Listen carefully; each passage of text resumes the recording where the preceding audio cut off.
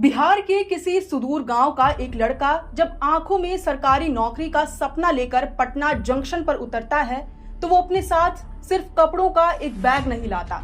वो अपने साथ लाता है बुजुर्ग होते पिता की आखिरी उम्मीदें, माँ के गहने गिरवी रखकर जुटाए गए पाई पाई के पैसे और अपने पूरे परिवार के बरसों का त्याग, पसीना और भरोसा। उसे लगता है कि उसकी लड़ाई सिर्फ किताबों से है, कड़े नोट्स से है और प्रतियोगी परीक्षाओं के सिलेबस से है। लेकिन शायद उसे ये नहीं पता होता कि जिस दुनिया में वह कदम रख रहा है वहां एक और लड़ाई चल रही है। वर्चस्व की लड़ाई, ब्रांड की लड़ाई, रिजल्ट पर कब्जे की लड़ाई और हजारों करोड़ रुपए के उस बाजार की लड़ाई जिसके केंद्र में दरअसल वही छात्र खड़ा है। शायद यही वजह है कि इन दिनों पटना किसी परीक्षा या शैक्षणिक क्रांति के लिए चर्चा में नहीं है। आज पटना सुर्खियों में है देश के दो सबसे चर्चित और कोचिंग संचालकों खान सर और ज्ञान बिंदु जीएस एकेडमी के रोशन आनंद सर के बीच छिड़े क्रेडिट वॉर की वजह से। पुलिस दरोगा भर्ती के रिजल्ट का क्रेडिट लूटने की होड़ और एक लोहे के गेट पर पोस्टर लगाने की जिद। लेकिन इस जिद का नतीजा क्या हुआ? रात के अंधेरे में पत्थरबाजी, कोचिंग में तोड़फोड़, सुरक्षा गार्ड्स का लहूलुहान होना, रोशन आनंद सर समेत 3 लोगों की गिरफ्तारी और इंसाफ की मांग करते हुए हजारों छात्रों का सड़कों पर उतर आना। लेकिन जैसे जैसे आप इस कहानी की परतें खोलेंगे आपको एहसास होगा कि ये मामला सिर्फ 2 व्यक्तियों के अहंकार का नहीं है। ये उस शिक्षा उद्योग का सच है जो समय के साथ 15,000 करोड़ रुपए के एक विशाल और क्रूर आर्थिक साम्राज्य में तब्दील हो चुका है। एक ऐसी दुनिया जहां सफलता सिर्फ एक छात्र की उपलब्धि नहीं, कोचिंग का सबसे बड़ा विज्ञापन है। जहां सेलेक्टेड छात्र सिर्फ एक अधिकारी नहीं बनता बल्कि अगले सीजन के एडमिशन के लिए पोस्टर बॉय बना दिया जाता है। तो आखिर मुसल्लापुर हाट की उस रात क्या हुआ था? क्या वाकई ये सब सिर्फ एक लोहे के गेट पर पोस्टर चिपकाने को लेकर शुरू हुआ या फिर ये उस ज्वालामुखी का विस्फोट है जो बरसों से पटना के सिंडिकेट के भीतर सुलग रहा था? जोहार, नमस्कार, आप देख रहे हैं दी फोर्थ पिलर लाइव और मैं हूं अंशु। और आज की इस विशेष रिपोर्ट में हम सिर्फ घटना की सतही हेडलाइंस नहीं बताएंगे, हम उस पूरी व्यवस्था का एक्सरे करेंगे जिसने ज्ञान को एक शुद्ध और आक्रामक कमोडिटी में बदल दिया है। और शायद इस पड़ताल के अंत में हम और आप मिलकर ये समझ पाएंगे कि ये असली लड़ाई आखिर है किसकी, शिक्षा की, प्रतिष्ठा की या फिर शुद्ध बाजार की।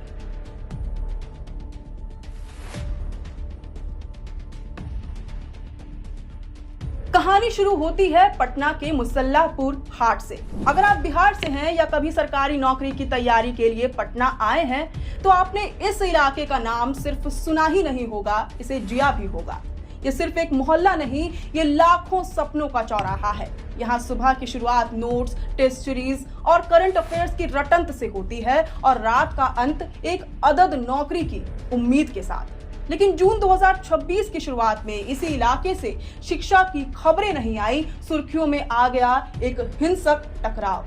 विवाद की शुरुआत हुई एक पोस्टर से। हाल ही में आए बिहार दरोगा भर्ती परीक्षा के रिजल्ट के बाद सफल छात्रों के सम्मान समारोह की तैयारियां चल रही थी। उसी दौरान कैंपस के मुख्य द्वार पर अपना अपना बैनर ऊपर लगाने को लेकर देश के 2 सबसे बड़े संस्थानों खान ग्लोबल स्टडीज और ज्ञान बिंदु जीएस एकेडमी के स्टाफ के बीच कहासुनी शुरू हुई। कुछ ही घंटों के भीतर ये कहासुनी आरोपों, प्रत्यारोपों, तोड़फोड़, पत्थरबाजी और ताबड़तोड़ पुलिस कार्रवाई में तब्दील हो गई। एक पक्ष यानी खान सर की टीम ने आरोप लगाया कि ज्ञान बिंदु के 15-20 लोगों ने रात के अंधेरे में उनके सेंटर पर हमला किया, बोर्ड फाड़े और पत्थरबाजी में उनके सुरक्षा गार्ड का सिर फोड़ दिया। वहीं दूसरी तरफ से रोशन आनंद सर के समर्थकों ने पलटवार किया। उनका आरोप था कि खान सर की टीम ने उनके कामयाबी के पोस्टरों को अपने पोस्टरों से जानबूझकर ढक दिया था। खेल यही नहीं रुका। खान सर ने शुरुआत में प्रतिद्वंदी रोशन आनंद के लोगों पर 8 से 10 राउंड हवाई फायरिंग करने के सनसनीखेज दावे किए, लेकिन अगले ही रोज पुलिस जांच के बाद खान सर ने फायरिंग की बात से इनकार कर दिया। और कहानी में सबसे बड़ा ट्विस्ट तब आया जब सोशल मीडिया पर एक वीडियो वायरल हुआ और सीसीटीवी फुटेज सामने आए। उन फुटेज में हमलावर नहीं बल्कि खुद खान सर के ही प्राइवेट बॉडीगार्ड्स हवाई फायरिंग करते हुए कैमरे में कैद हो गए। कार्रवाई का हंटर दोनों तरफ चला। पहले दिन ज्ञान बिंदु के डायरेक्टर रोशन आनंद सर और उनके 2 सहयोगियों को 7 गंभीर आपराधिक धाराओं के तहत गिरफ्तार कर जेल भेज दिया गया, तो ठीक उसके अगले दिन वीडियो के आधार पर खान सर के 2 राइफलधारी बॉडीगार्ड्स को भी पुलिस ने हिरासत में लेकर सलाखों के पीछे डाल दिया। परतें जैसे जैसे खुल रही हैं, सच साफ होता जा रहा है। दरअसल ये लड़ाई किसी एक रात की अचानक हुई घटना की परिणति नहीं है। ये नतीजा है पटना के उस अकूत कोचिंग बाजार पर एकाधिकार और वर्चस्व कायम करने की उस अस्वस्थ प्रतिद्वंदता का, जो अंदर ही अंदर सालों से सुलग रही थी।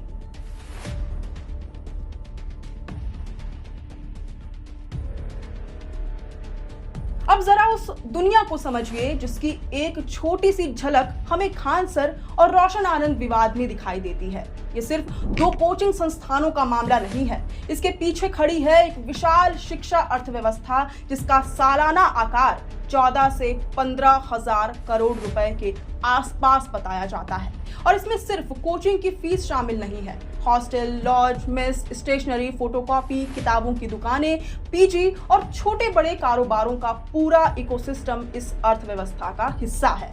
मुसल्लापुर हाट, भिखना पहाड़ी, नया टोला और अशोक राजपथ जैसे इलाके दरअसल बिहार की प्रतियोगी परीक्षा संस्कृति की राजधानी है। हर साल लाखों छात्र राज्य के अलग अलग जिलों से यहाँ पहुँचते हैं। कोई सिपाही बनना चाहता है, कोई दरोगा, कोई रेलवे की नौकरी का सपना देखता है, तो कोई एसएससी और बैंकिंग की तैयारी करता है। इन छात्रों के साथ आता है पैसा, उम्मीद और विशाल बाजार। लेकिन जहाँ बाजार होता है वहां प्रतिस्पर्धा भी होती है, और जब दांव हजारों करोड़ रुपए का हो तो प्रतिस्पर्धा कई बार पढ़ाई से ज्यादा ब्रांड की लड़ाई में बदल जाती है। यही वजह है कि आज की कोचिंग इंडस्ट्री में सिर्फ पढ़ाई नहीं बिकती, पहचान भी बिकती है। सोशल मीडिया खोलिए, शहर की सड़कों पर नजर डालिए या बड़े बड़े होर्डिंग्स देखिए, हर तरफ एक ही होड़ दिखाई देती है। सबसे ज्यादा चयन का दावा, सबसे ज्यादा सफल छात्रों का दावा, नंबर 1 संस्थान होने का दावा। लेकिन सवाल यह है कि इन दावों की सच्चाई कौन जांचता है? क्या जिस छात्र की तस्वीर पोस्टर पर लगी है वह वास्तव में उसी संस्थान का नियमित छात्र था? क्या उसने वहां पूरा कोर्स किया था या केवल टेस्ट सीरीज खरीदी थी? क्या एक ही सफल छात्र को कई संस्थान अपना बताकर प्रचार नहीं करते? और अगर ऐसा होता है तो फिर सफलता का असली मालिक कौन है?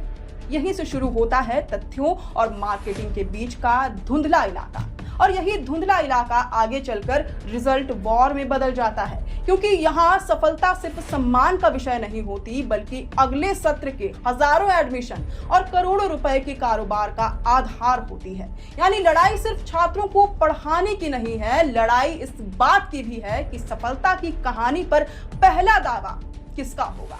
और जब सफलता विज्ञापन बन जाए तब पोस्टर सिर्फ कागज नहीं रहते, वे बाजार में हिस्सेदारी तय करने वाले हथियार बन जाते हैं।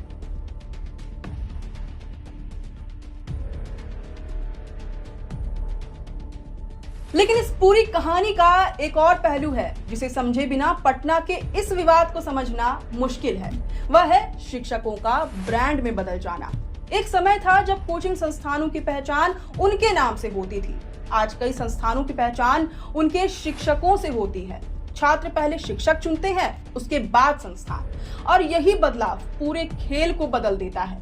इस कहानी में सबसे बड़ा नाम है खान सर का। पिछले कुछ वर्षों में खान सर सिर्फ एक शिक्षक नहीं रहे, वे एक राष्ट्रीय पहचान बन चुके हैं।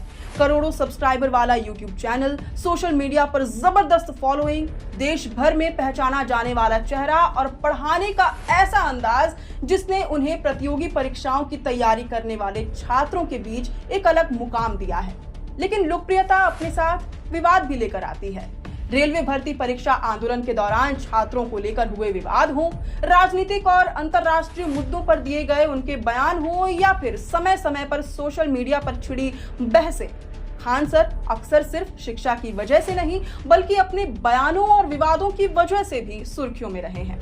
यही कारण है कि उनका हर कदम और हर बयान खबर बन जाता है।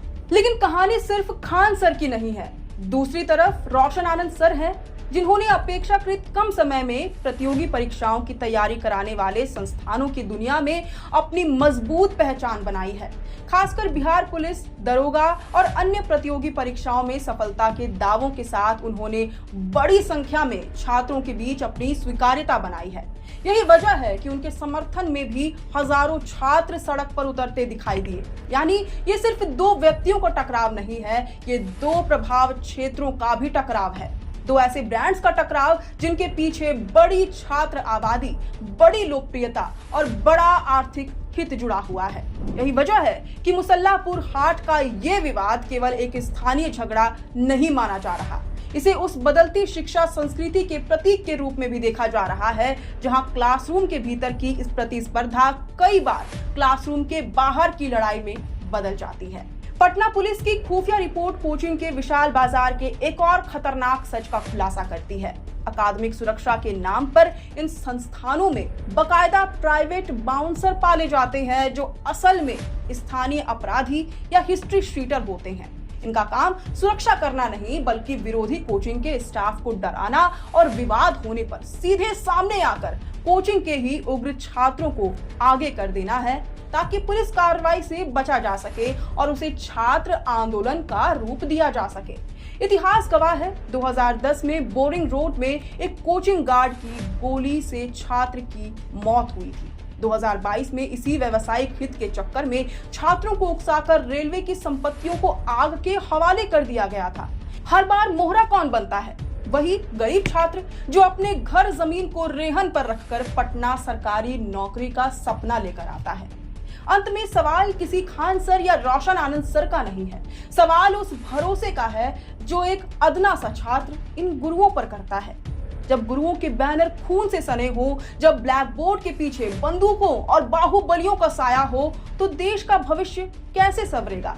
क्या कोचिंग्स को इस गुंडागर्दी की खुली छूट मिलनी चाहिए, या अब समय आ गया है कि शिक्षा के नाम पर कारोबार को गुंडागर्दी के खेल से मुक्त कराने के लिए कड़े रेगुलेशंस लागू किए जाएं? वैसे इस पूरी रिपोर्ट पर आपके क्या विचार हैं, ये हमसे जरूर साझा करें। आप देख रहे थे दी फोर्थ पिलर। मैं हूं अंशु, कैमरे के पीछे है सहयोगी मनीष, और इस खास रिपोर्ट को हमारे लिए लिखा था झारखंड के वरिष्ठ पत्रकार और रांची प्रेस क्लब के अध्यक्ष शंभुनाथ चौधरी सर ने। शुक्रिया।